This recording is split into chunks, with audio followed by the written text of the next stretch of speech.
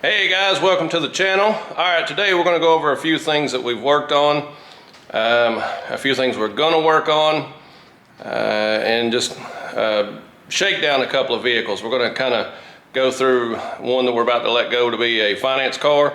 I may order some more parts for it, and then I've got another car I'm about to start on. We've been doing the drift thing, so we're kind of in between. It's cold out, it's actually snowing out. This first snow we've had this year. And it's Christmas Eve. Tomorrow's actually Christmas. So you guys will get this a little later, but this Christmas Eve for us. So I'm killing time till everybody gets off work and everything gets settled for the day to be home with the family and stuff. So this is what we're working on. Today, we're gonna go through with the Civic, just kind of give it a quick shakedown, nothing major. I think it's pretty much ready to go. All right, we've got this, the truck. I've actually got the torque converter bolts in and a couple things, but we've got this. It's a 2010, I think it's 10, Subaru Outback Sport. So what we're going to end up doing on it is, I guess we're going to get in here and we're going to pull the water pump, timing set and all that, turn the intake loose, and we're going to pull both heads and change head gaskets and do a timing set, because this head gasket on this side is actually leaking. So we're going to end up doing a head gasket job on this one and a timing and water pump on this. So I've never done one of these before, so it's going to be kind of new for me. This car, I just drove it. It's just leaking real bad on this head. But what I'm running into is when I buy these cars, the initial problem that I buy them that's wrong with them, like this one's a head gasket. Well, I drove it around the block a little bit. It's gonna need brakes. I think it's got good tires on it. I'm hoping the transmission's good. It felt okay. I don't know, like after you drive it for a long period of time, whether it gets hot or not. My nose is running, sorry. Sometimes it's kind of scary to do some of these projects. You may end up having to put a transmission in it too, even though you've spent a fortune and done a head gasket, done all the work. This guy was driving this car back and forth to work. I don't think that's the case. I hope not. It definitely needs brakes. That's an issue I've already noticed. And so I may drive it after it's snowing right now, but after the snow and all that, if I hadn't got parts for it, I'm not going to tear it apart until I have all the parts for it. Well, I may, but I do need to drive it before that, so will probably take a week to get all the parts I need. That I want anyway. So I may drive it a little bit before that. So worst case scenario, I'm out. If there's a transmission issue, I'm out the parts that I ordered for it, which I can resell and maybe part this thing out. But I didn't pay a lot for it. I got a pretty good deal on it. And the tires are worth the money I paid, actually. We're gonna get into this thing. We're not gonna do all this today. We're gonna get into this thing, so we'll probably have a how-to on a 2.5 head gasket job and timing set, water pump, that type of stuff in this one. And we will continue back with the pick 'em up. We're almost ready to get out from underneath it. We got to finish the vacuum, the shifter, the cross member. I did actually buy a new, and there's our drift car. We've been drifting him. It died on me. I think it was a starter issue or something. But I did buy this thing. So actually, I'll put it up here where you can see it. And yes, the roof's leaking again. But I did buy a steel braided transmission level deal. I guess it just, these rubber bushings insert down in there, and you push them down the transmission. You got a steel braided line, the dipstick. That's what it's called. I don't know why I couldn't think of that. But then you got the little bracket to bolt it. So I opted for one of these. I had the older style. It was just kind of outdated, and I like the look of this, and it's fairly cheap. And I have the transmission lines coming. So I'm getting down to the final stuff on this one to get out from underneath it. Then once we get out from underneath this truck, we'll get under the hood of the truck itself, the motor in there. We'll get into that jewel. There's a couple of things I've still got to do. I've got to wire the fuel pump. I hadn't got to that.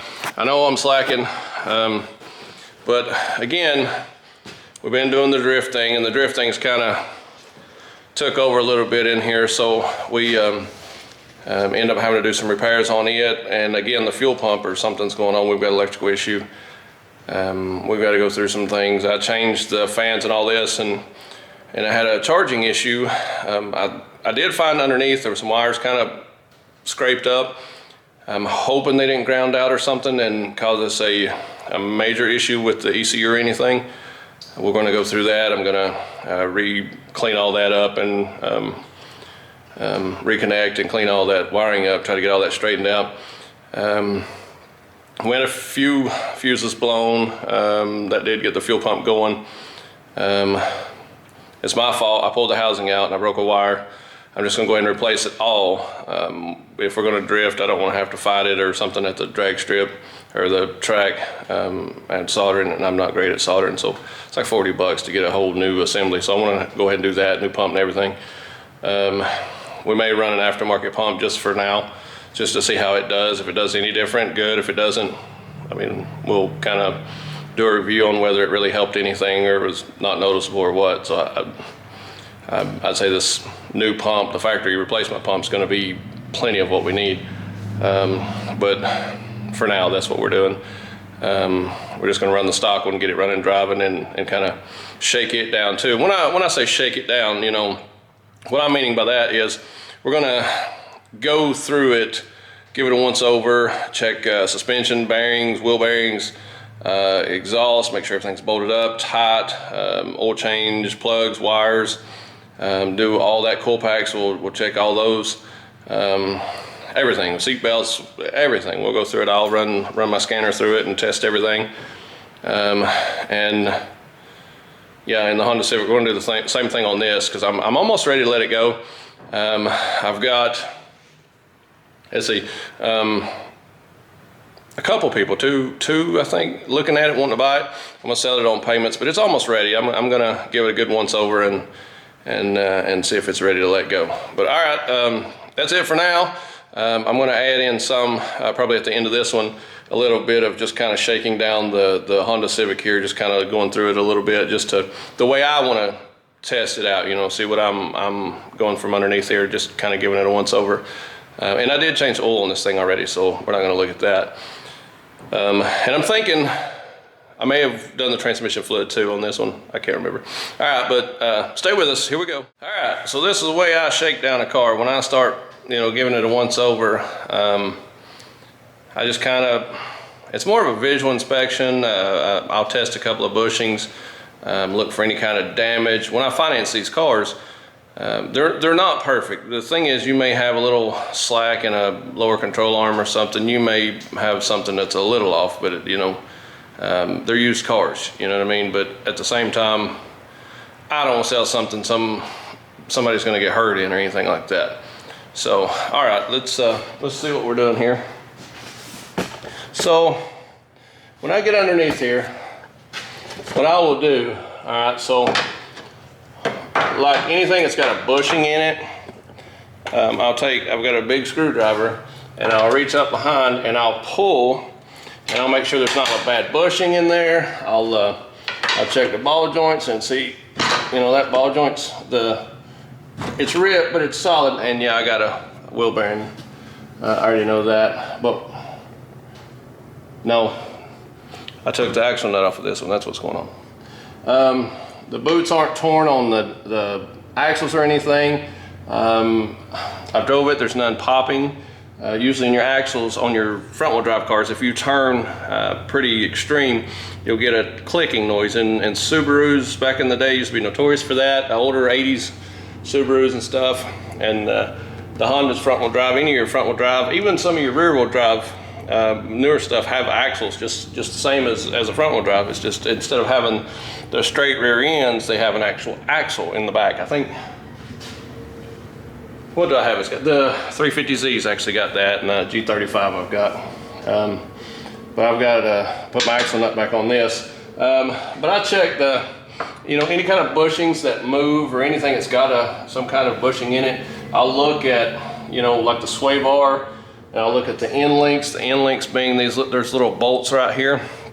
So sometimes where these end links come through on the top and bottom, And you might be able to see, if I can get you right there. Let me see what I'm looking at here. All right, right inside there, there's a bolt that goes through, and that hooks to the end of your sway bar. And those are your end links. I checked them, see how it'll move. Well, it's got a rubber bushing in it, so it's gonna move. You just wanna make sure that it's not clanking, because if those bushings, the bushings go bad, you'll hear some kind of metal noise when you turn. It's gonna clink and clank, and maybe even when you hit a pothole or something, you may even hear some kind of clatter in here. And a lot of times, if it's something just more of just a metal clanking sound, I've seen these end links. I think my rollback, they're actually bad and they make a little bit of noise. So I look for that kind of stuff. They're super easy to replace. You unbolt them, they're super cheap. That's the type of thing while I'm on the car, I will address it and knock it out. I don't have all 3 bolts in the distributor, so we are going to have a little bit of oil underneath here, but that's the only oil leak I think I've got. And the same thing, I'll go both sides. Like maybe I'll get a better view here, but there's different places where I check the end links and see that's rubber right there, so that will actually flex. In the ends of these control arms, there's sometimes you got to figure out how to get a grip on it to pull at it, but there's bushings in the back of these.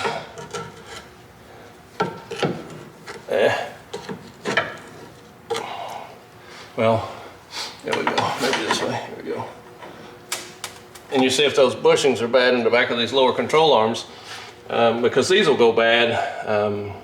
So if either one of these go bad, but all the other parts here are good, and you don't notice these bushings are bad, it'll make the car tend to wear tires and that type of stuff, even though your alignment's correct, or you have like one wheel pull, like when you let out on the clutch, or if you accelerate in automatic, you feel like one wheel does something, maybe pulls forward more so than one side. Sometimes the bushings are bad in these things. So there's no bushings here. Visually inspecting, the axle boots look good. Axles are all the way in. Just look for anything loose. This is a new motor.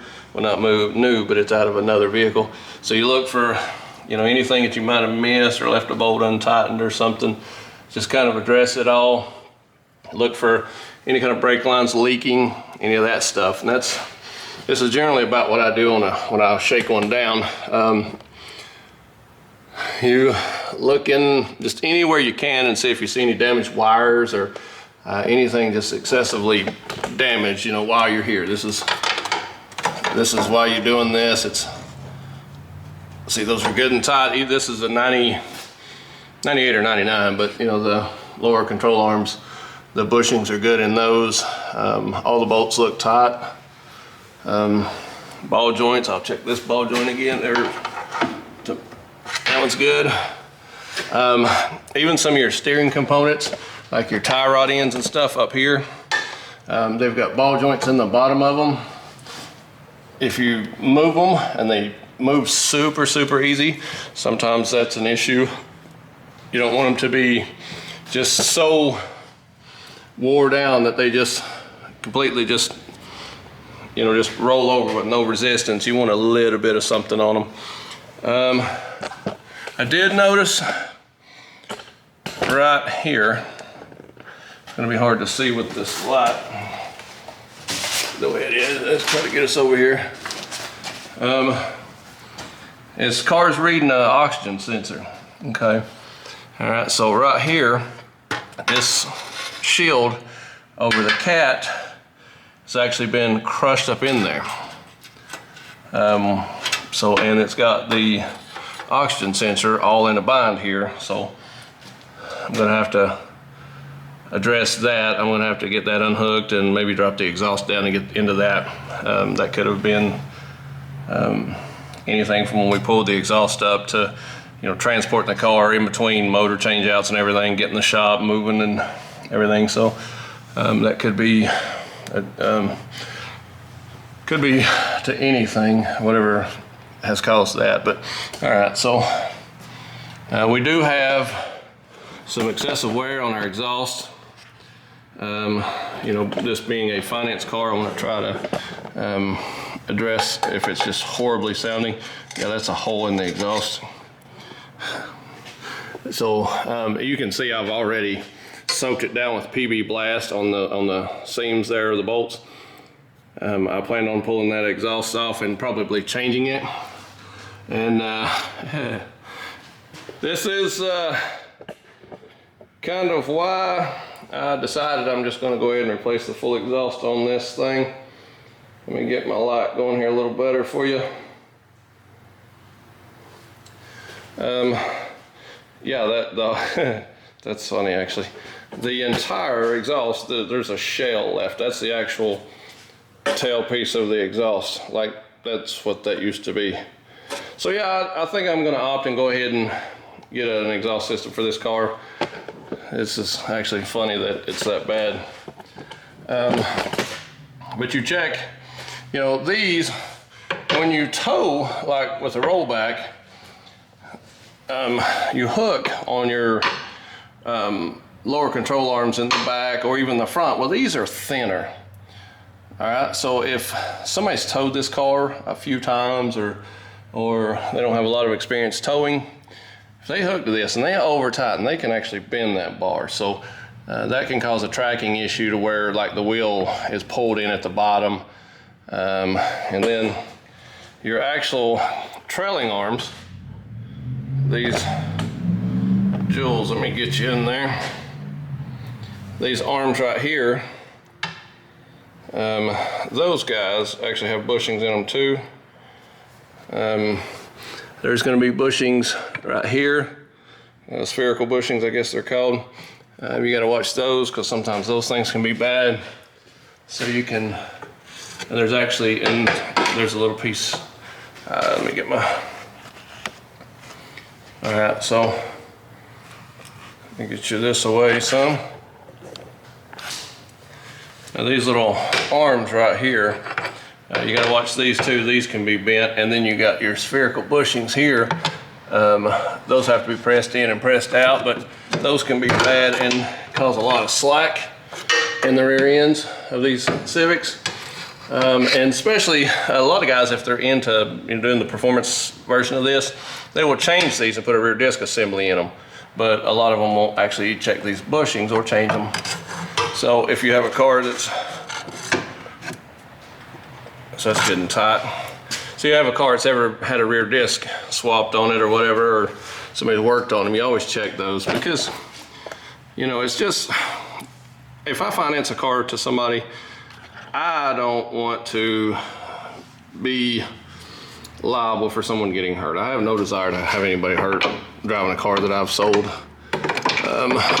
So I will give it a once over, and you know, I'm okay with minimal amount of movement, some of this stuff, and a lot of this stuff actually with the bushings and that type of stuff, they will actually have some movement anyway, but you don't want excessive, you know, you don't want the whole bushing gone. You can actually see that spherical bushing right there. That's the bushing I'm talking about right inside there. That thing, those tend to tear out, and it's dry rotted a little bit, but it's starting to tear at the top a little bit. Let's pull on it and see if we get some slack here. So you want to kind of get in here and you want to see right there. That's what we're looking for. So we may end up having to pull this one and change that bushing. So seeing that slack, it's let's see.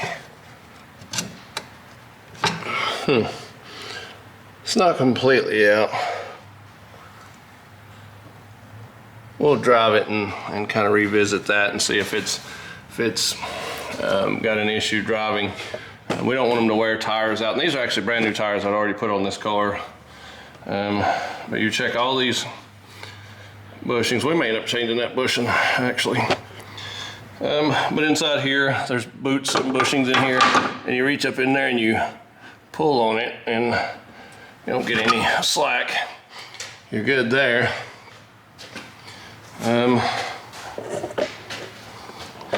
You know, and I'll give them a once over like this right before I turn the car loose, but it's going to be a little bit. And on the car, you give a shake on the wheel in and out, and so when you check your wheels when it's up in the air, you want to, there's two motions you're looking for. There's going to be a left to right, and that's good. And then there's going to be an up and down motion that you're fishing for. So that kind of clues you in on whether your wheel bearings are good or bad. On your front, if let's say you got your wheel, the face of your wheel on your front, and you go do your left to right, well, and it rocks back and forth, a lot of times that's not necessarily a wheel bearing. That can be the tie rod end, the actual inner or outer. You'll have to kind of cipher through and figure out which one it is. But the outer is the piece that threads and it's got a ball joint that drops in. Well, those ball joints can be bad.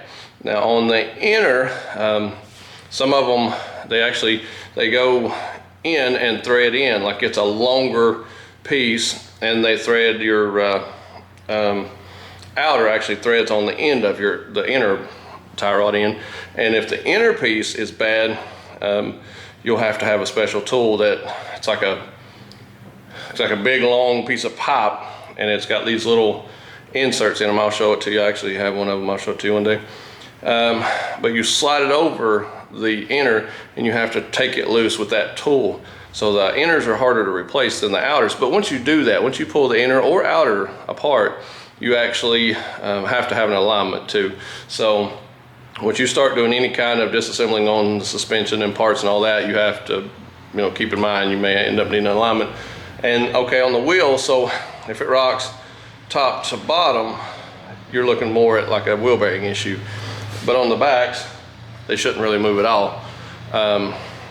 So we're good on this wheel and the suspension overall, but this bushing's a little wore. I don't think we'll replace it.